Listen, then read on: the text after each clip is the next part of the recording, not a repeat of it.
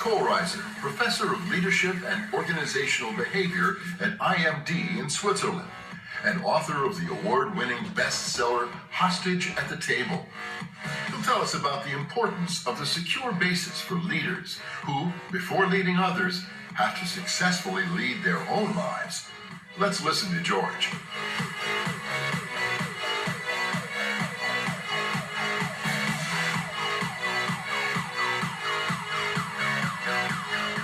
Get ready for a journey this afternoon. I'm going to cover a whole number of areas, not too fast, not too slow, but really build around this whole idea of leadership as a calling. Because we have a crisis in leadership. Most people, as you've heard from the speakers this morning and this afternoon, are facing employees that are disengaged, who do not have passion, who don't feel what they are doing as a calling.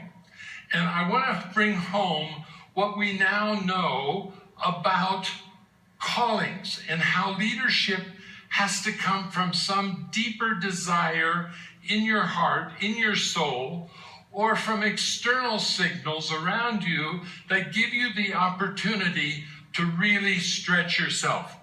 And this means thinking about leadership as a story you are creating. And that involves personal, professional, organizational. And what is the story that you're telling? And are you really living your calling? Are you doing what is in your heart, what you desire? And secondly, is your story creating what you want in your life? Are you getting out of life what you want? And as a leader, we're going to talk about leading self, leading others, and leading organizations. And that means we want to understand what this journey is. Now, that journey involves both hero and heroine. So for the women here, your story is not a hero story, a masculine story. It's a heroine story. For the males in the room, you're in the story of a hero. And those two journeys have many similarities, but also many differences. And we need to recognize the journey that heroines, women, go through. And especially those of you who have daughters growing up who are children or teenagers or young adults, how you can help them understand their journey as a heroine or a hero. And everybody should be one of those in your life story. And that involves what Joseph Campbell called the journey of the hero or heroine. It's first a call to adventure. So when you took your job that you have now, or a previous job, did you feel that as an adventure, as a calling, as a challenge? And then comes the sacrifice and the pain.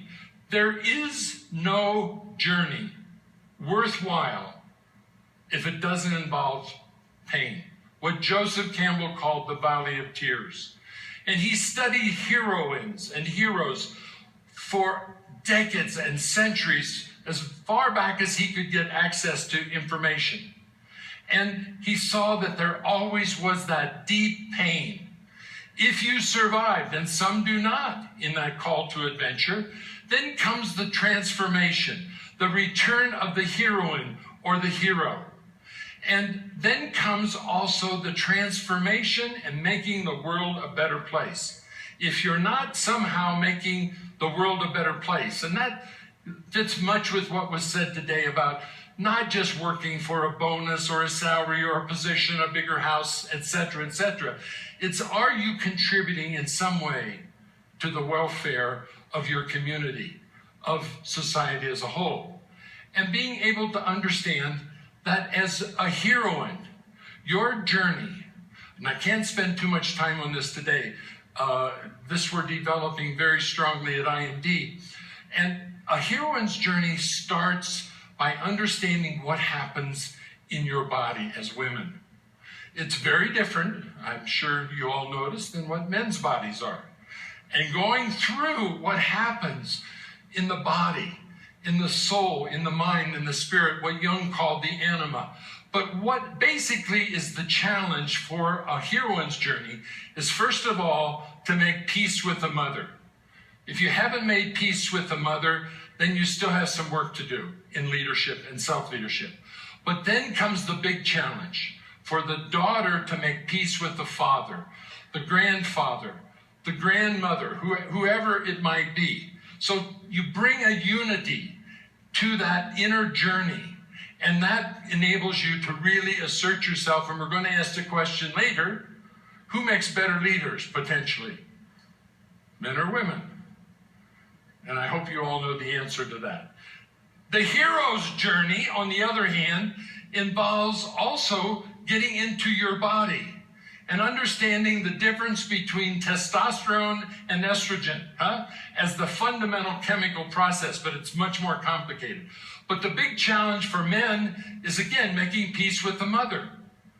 Was your mother there, or grandmother, some female figure? Or was your story a little bit like Steve Jobs, and with all due respect, who was challenged his whole life with the fact that he was adopted not just once, but twice?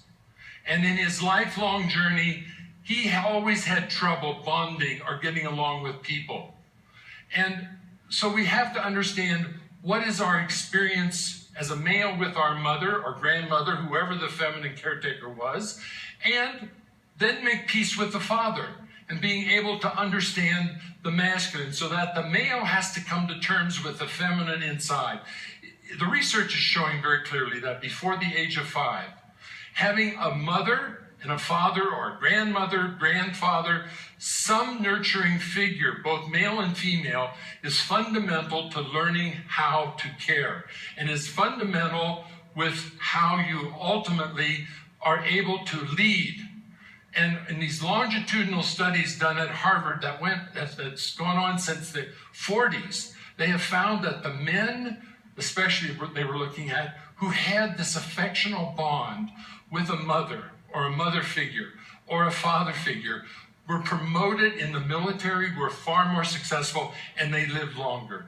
Let's face it, those of you who are mothers, fathers, parents, your biggest early leadership challenge is how to lead that child into the future.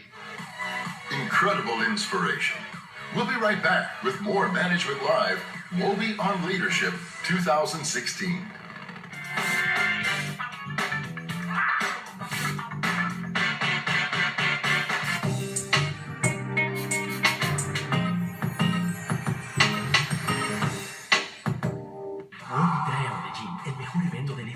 Wobbe on Leadership, porque los líderes de ahora deben equilibrar la dirección con la colaboración y el ingenio con la adaptabilidad. Wobbe on Leadership en Medellín presentará, entre otros, a Wobbe Alto, exdirector creativo del Circo del Sol, a Alex Rovira, impulsor del Self-Management, y a Luis Álvarez, récord mundial Ironman. Diciembre 5 y 6 de 2018 en Plaza Mayor.